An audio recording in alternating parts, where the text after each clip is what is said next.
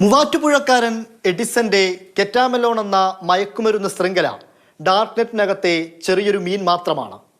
ആയുധങ്ങളും വെടിക്കോപ്പുകളും കാണാത്തതും കേൾക്കാത്തതുമായ അനേകം ലഹരി ഉൽപ്പന്നങ്ങളുമൊക്കെയായി വലിയൊരു വ്യാപാര ശൃംഖല തന്നെ ഡാർക്ക്നെറ്റിനകത്ത് പ്രവർത്തിക്കുന്നുണ്ട്.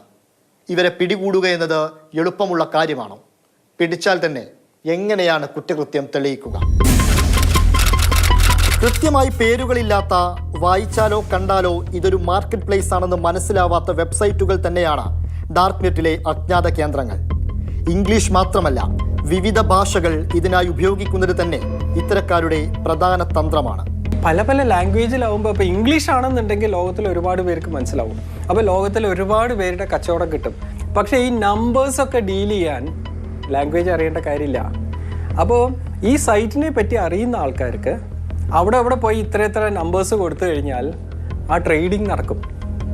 എന്നാൽ തെളിവുകൾ ഒക്കെ ആ ലാംഗ്വേജ് അറിയാവുന്നവർക്ക് ആ തെളിവുകൾ കിട്ടുള്ളൂ.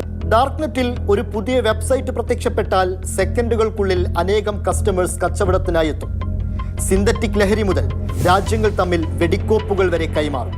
പുതിയ സൈറ്റ് ലോഞ്ച് ചെയ്ത് കഴിഞ്ഞാൽ അതിനെ ഇത്തരം ആളുകളിലേക്ക് എത്തിക്കാൻ ഒരു വെബ് ക്രോളർ ടെക്നോളജി ഉണ്ട്. അപ്പോൾ അതൊരു സോഫ്റ്റ്വെയർ ആണ്. ഇതൊക്കെ അറിയാവുന്ന കുറേ ചെറുപ്പക്കാർ ഇതിലൊക്കെ ട്രാപ്പിൽ വീണ് ഇതൊക്കെ നടത്തി ട്രേഡിംഗ് ഒക്കെ നടത്തി. ഇപ്പോൾ ഈ ട്രേഡിങ്ങിലും പ്രത്യേകതയുണ്ട്. പണം എങ്ങനെ കൈമാറുന്നില്ല, കംപ്ലീറ്റ്ലി ക്രിപ്റ്റോ കറൻസി, ബിറ്റ്കോയിൻ, അങ്ങനെ ബിറ്റ്കോയിൻ ക്യാഷ്, അതുപോലെ മൊണേറോ എന്ന് കുറേ ബിറ്റ്കോയിൻസ് ഉണ്ട്, ക്രിപ്റ്റോ കറൻസീസ് ഉണ്ട്. രാജ്യങ്ങൾ തമ്മിൽ സൈബർ കാര്യങ്ങളിൽ ധാരണകളുണ്ട്. വിവിധ രാജ്യങ്ങളിൽ നിന്ന് തെളിവുകൾ ശേഖരിക്കണം. തെളിവ് ലഭിച്ചാൽ മാത്രമേ ശിക്ഷയും നടപ്പാക്കാനാകൂ.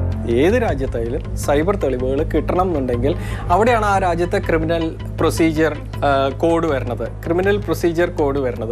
അപ്പോൾ ഇന്ത്യയിലത്തെ ഒരു ക്രിമിനൽ പ്രൊസീജിയർ കോഡ് ഉണ്ട്, UK യിലുണ്ട്, US ലുണ്ട്. അവരൊക്കെ ആ പ്രൊസീജിയർ കോഡ് വെച്ചിട്ടാണ് അതത് രാജ്യത്തെ ഇത്തരം വെബ്സൈറ്റുകളുടെ പ്രൈവറ്റ് കമ്പനി ആയാലും ഗവൺമെൻറ് കമ്പനി ആയാലും അവരുടെ അടുത്ത് നിന്ന് തെളിവുകൾ കളക്ട് ചെയ്യണത്.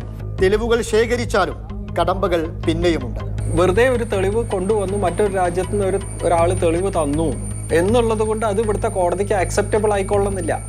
ഈ സിഗ്നേറ്ററി അല്ലാത്ത ഒരു രാജ്യത്താണെങ്കിൽ തെളിവ് കിട്ടില്ല. ഇനി സിഗ്നേറ്ററി ആയിട്ടുള്ള ഒരു രാജ്യത്തു നിന്നാണ് ഇത് വരണതെങ്കിൽ ആ രാജ്യത്ത് അവർ ഒപ്പിടാൻ തയ്യാറാവണം. ഇത് ഓതന്റിക് തെളിവാണ് എന്നുള്ള ഒപ്പിടണം. അത് അവിടെ ഒരാൾ ഒപ്പിട്ടിട്ട് കാര്യമില്ല, അത് ഇവിടെയുള്ള കോടതിക്ക് അക്സെപ്റ്റബിൾ ആവണം. സുരക്ഷാ ഏജൻസികളിലും മറ്റും സൈബർ വിദഗ്ധർ ഡാർക്ക്നെറ്റിനെ കുറിച്ച് ഗവേഷണം നടത്തുന്നുണ്ട്, തെളിവുകൾ ശേഖരിക്കുന്നുണ്ട്. പലനാൾ കള്ളൻ ഒരു നാൾ പിടിയിലെന്ന പോലെ പലരും പിടിക്കപ്പെട്ടേക്കാം. അറിഞ്ഞോ അറിയാതെയോ ഡാർക്ക്നെറ്റിന്റെ ഭാഗമാകാതിരിക്കലാണ് ബുദ്ധി. വ്യാസ്പിറാമിനൊപ്പം ഇംതിയാസ് കരീം, മാതൃഭൂമി ന്യൂസ്, കോഴിക്കോട്.